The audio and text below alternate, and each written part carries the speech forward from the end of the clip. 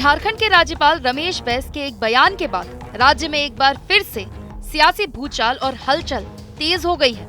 दरअसल झारखंड के राज्यपाल रमेश बैस अपने घर छत्तीसगढ़ के रायपुर में हैं, जहां उन्होंने मुख्यमंत्री हेमंत सोरेन से जुड़े ऑफिस ऑफ प्रॉफिट मामले और उनकी सदस्यता पर पूछे गए सवाल का जवाब देते हुए कहा कि झारखंड में कभी भी एक आध एटम बम फट सकता है। हालांकि राज्यपाल ने ये भी साफ किया कि वर्तमान सरकार को अस्थिर करने की उनकी कोई मंशा नहीं है। अगर ऐसी उनकी मंशा होती तो चुनाव आयोग की सिफारिश पर अब तक निर्णय ले चुके होते।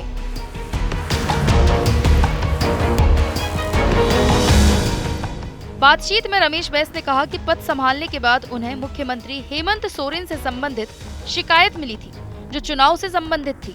इसलिए हमने चुनाव आयोग को पत्र भेजकर मंतव्य मांगा था। मंतव्य मिलने के बाद राज्यपाल बाध्य नहीं है कि कब ऑर्डर जारी करें। उनके पास आयोग का पत्र आते ही सियासी हलचल चालू हो गई।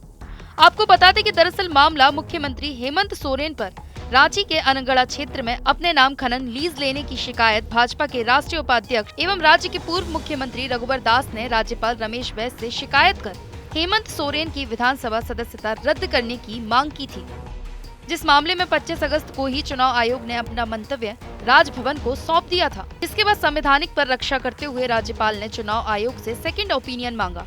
राज्यपाल द्वारा ऐसा इसलिए किया गया ताकि उन पर कोई उंगली न उठा सके। मंतव्य की प्रति नहीं मिलने पर हाल के दिनों में मुख्यमंत्री झामुमो यूपीए प्रतिनिधि मंडल राज्यपाल से आयोग के मंतव्य की प्रति की मांग की थी। सीएम हेमंत सोरेन ने वकीलों के माध्यम से भी मंतव्य की जानकारी मांगी थी, लेकिन आयोग ने इसे दो संवैधानिक संस्थाओं के बीच का मामला बताते हुए देने से मना कर दिया। राज्यपाल रमेश बैस द्वारा कभी भी झारखंड में एटम बम फूटने और चुनाव आयोग से सेकंड ओपिनियन मांगने को लेकर सत्तारूढ़ दल झारखंड मुक्ति मोर्चा ने प्रतिक्रिया देते हुए कहा कि दोबारा मंतव्य मांगना संवैधानिक संस्था की विश्वसनीयता पर सवाल खड़ा करता है। ऐसा लगता है मानो मामले को मैनिपुलेट करने की साजिश चल रही है।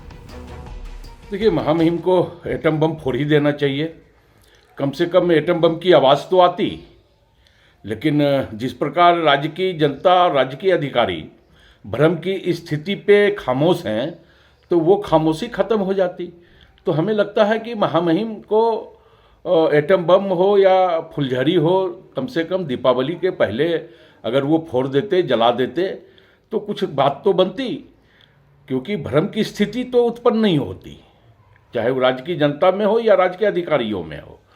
तो हमें लगता है कि महामहिम इस राज्य के अभिभावक हैं, और एक अभिभावक के रूप में इस तरह की राजनीति करना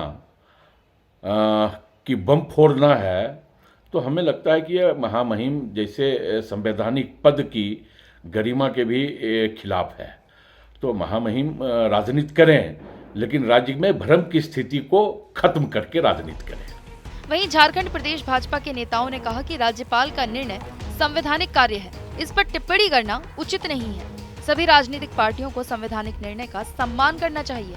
राज्यपाल महोदय ने कल जो कहा कि झारखंड की राजनीति को हम अस्थिर नहीं करना चाहते, सत्ताधारी दल को बेखौफ होकर अब काम करने की आवश्यकता है। लेकिन साथ ही उन्होंने यह भी कहा कि इलेक्शन कमीशन का जो पत्र आया है वह विषय अभी समाप्त नहीं हुआ है, और निश्चित रूप से जब कभी भी आवश्यकता महसूस होगी कि इस पत्र को सार्वजनिक किया जाना है, तो राज्यपाल महोदय अपने कर्तव्य का भी निर्वहन करेंगे। बेवजह कुछ लोग यह भय दिखा रहे हैं कि राज्यपाल सत्ता का दुरुपयोग कर रहे हैं, राज्यपाल अपने पद का दुरुपयोग कर रहे हैं, लेकिन राज्यपाल महोदय ने अपने पद की गरिमा को समझते हुए यह बयान यथोचित दिया है कि झारखंड सरकार को अस्थिर करने का उनकी कोई मंशा नहीं है। छत्तीसगढ़ की राजधानी में दिए गए राज्यपाल के इस बयान से झारखंड की सियासत में मचे घमासान का पट्टा छेद अब कब और कैसा होता है, इसका इंतजार रहेगा।